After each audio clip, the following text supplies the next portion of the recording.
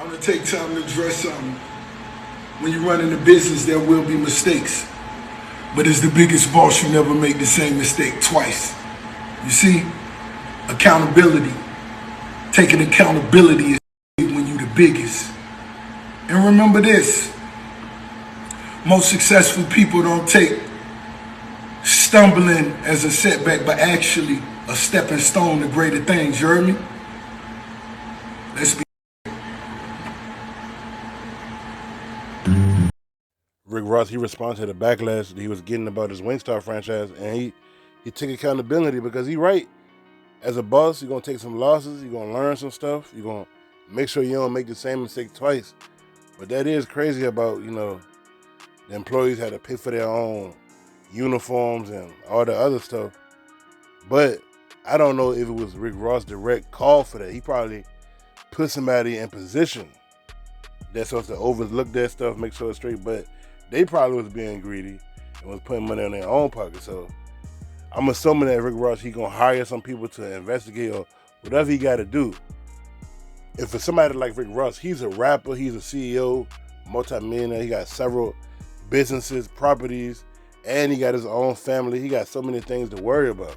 So he's not gonna be able to make sure that Wingstop doing good all the time. He just not. He got a family, probably got a girlfriend, he got kids.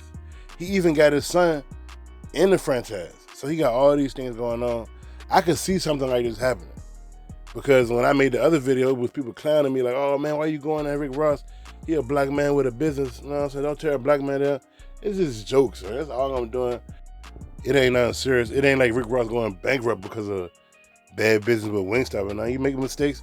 I heard this same thing. I don't know if it was T.I. restaurant or a 2 Chainz restaurant. It was one of them.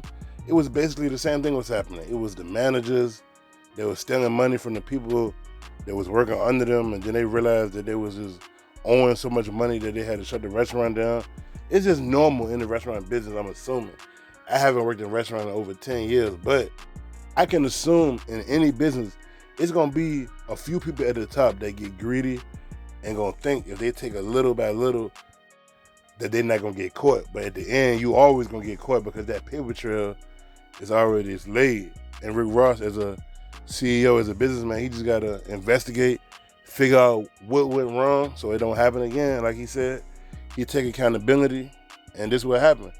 Because I'm pretty sure when he was sat down with whoever he had to sit down with to be a franchise of the business, they was probably explaining to him like all the stuff that can go wrong, all the stuff that could go right, how much money he gonna be putting into it, how much money he can possibly be losing. I'm pretty sure they talked to him about all of that before he even started.